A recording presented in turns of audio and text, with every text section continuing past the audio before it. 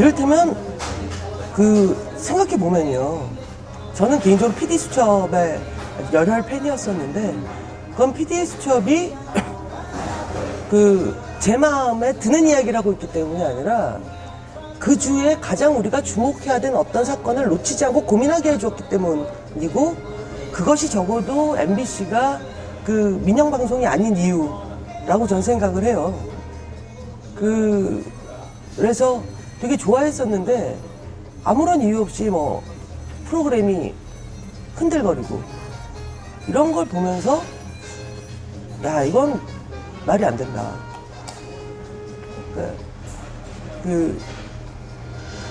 검열이라는 게 있었던 군부 독재 시절에도 방송국에 대해서 이런 말도 안 되는 스스로 간섭이죠, 이건.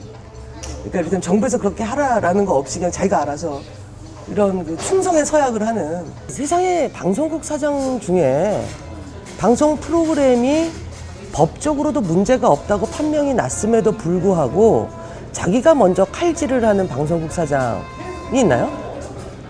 오히려 그런 사장들은 있죠. 개별 프로그램이 문제가 됐을 때 그게 법적으로 문제가 없다고 판명이 나도 문제를 일으킨 것 때문에 사장이 그만두는 경우들은 있어요.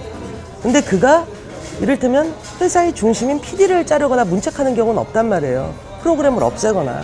그러니까 가장 저열한 방식. 이게 운영진들이 방송국을 망쳐놓고 이제 와서 MBC 노동조합의 파업이 정치적이다라고 말하는 건 되게 바보 같은 생각이라고 저는 생각을 하고요. 그래서 요즘 유행하는 말 중에 종북이란 말이 있는데, 내용적으로 보면 김재철 사장이야말로 종북주의자 아닌가. 정말 북조선 국영방송국 사장스럽지 않습니까? 자기가 지레짐작하면서 충성의 서약을 하는 걸 보면.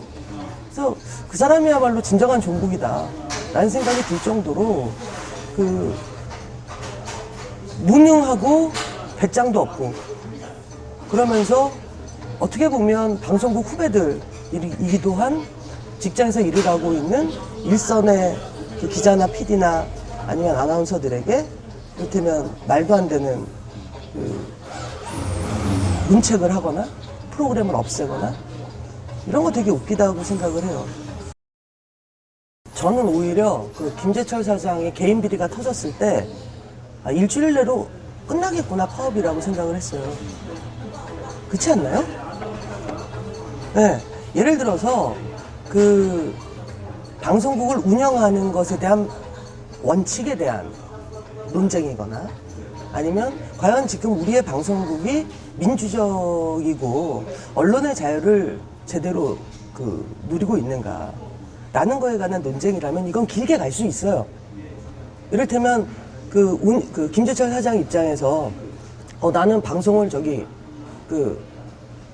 삼고학 때 배웠어. 그래서 난 이렇게밖에 생각 못해. 라면 어쩔 수 없는 거야. 그건 논쟁을 해야 되는 부분이고 무엇이 더 옳은가의 문제일 테니까. 근데 이건 정말 비리의 문제잖아요. 그러면 이거는 일주일이면 끝내야 되는 거 아니야? 일단 비리를 저지른 사람을 해결을 보고 그 다음 얘기를 해야 되는데 이게 엉켜붙어 버렸다는 거죠.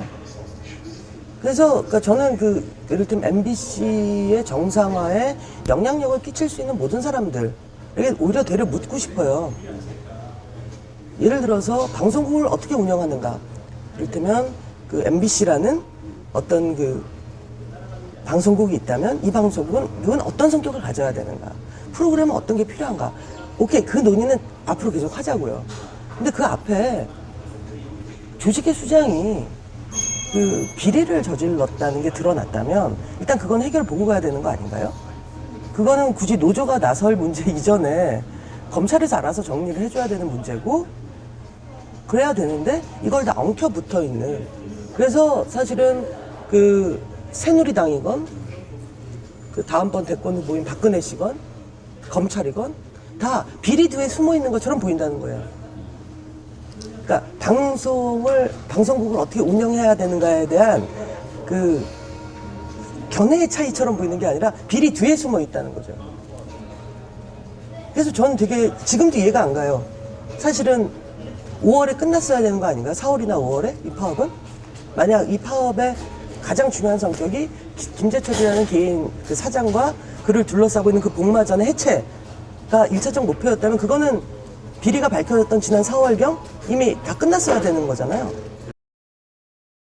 세상에 그런 게 어딨어. 사장이 야, 얘 해고야. 그럼 어떻게 해고가 돼? 뭐 이런 나라가 있어. 말이 안 되는 거잖아요.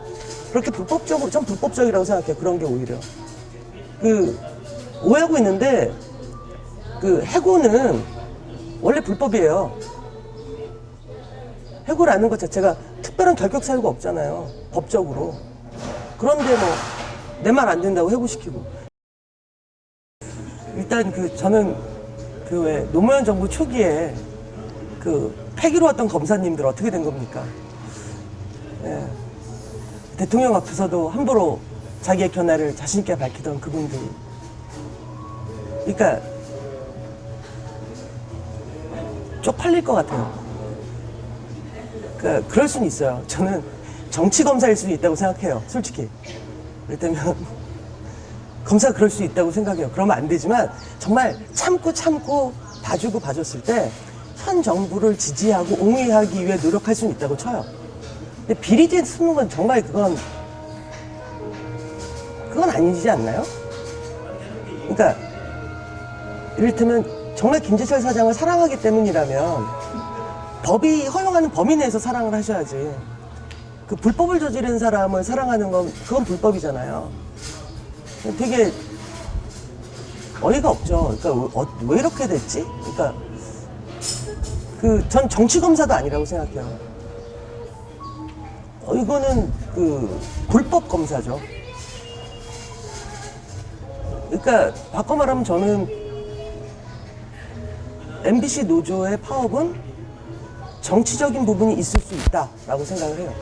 왜냐하면 MBC 노조에서 주장하는 것 중에는 어떤 사람은 동의하지 않을 수 있는 언론이란 무엇인가, 방송이란 무엇인가 라는 논쟁거리가 있을 테니까요. 오케이. 근데 그건 알겠다고요. 근데 그거 말고 범법자를 처리해야 되는 부분이 있잖아요.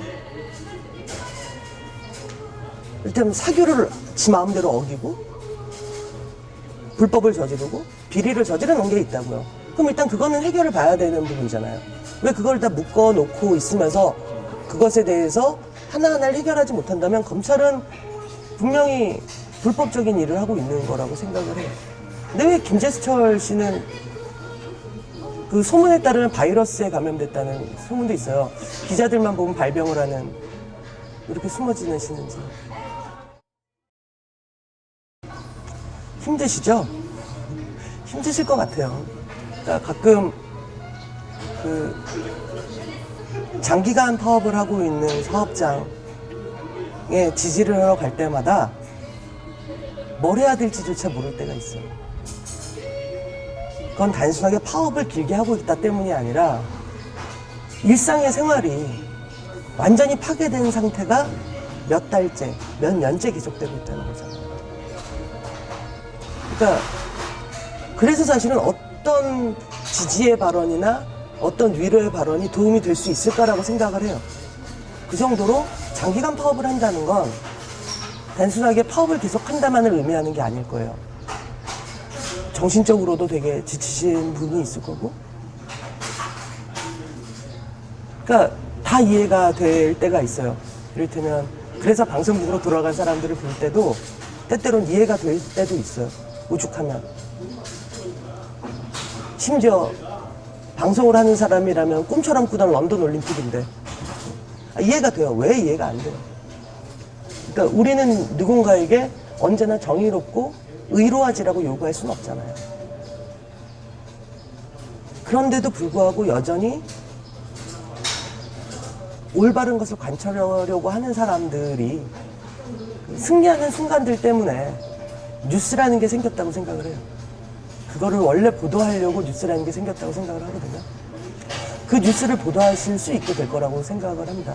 그리고 놀랍지 않습니까? 이렇게 오랫동안 방송국이 파행 쪽으로 가는데도 시민들이 노조의 편에 서 있는 사람들이 훨씬 많다라는 것은 그만큼 당연히 이겨야만 하는 싸움을 하고 계신 거다라고 생각을 해요. 그래서 저희 같은 사람이 얼마나 힘이 되겠습니까마는 영화를 만드는 감독 이전에 그 무도빠로서 또는 그 PD수첩을 너무나도 사랑했던 저 네이버 카페도 가입했었어요. 그 황우석 때. 근데 사람으로서 우리들이 여전히 21세기에도 가치가 있다고 생각하는 방송들이 시민들에게 당연하게 향유되어졌으면 좋겠어요. 그러기 위해서는 구속될 사람이 빨리 구속돼야 된다고 생각을 하고요.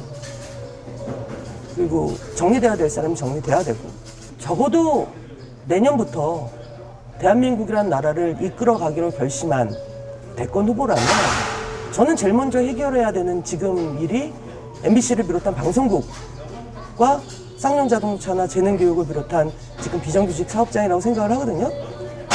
전 농담 아니에요. 누구든 이 해결을 위해 앞장서는 사람을 상황 봐서 지지할 거예요. 네, 그렇습니다.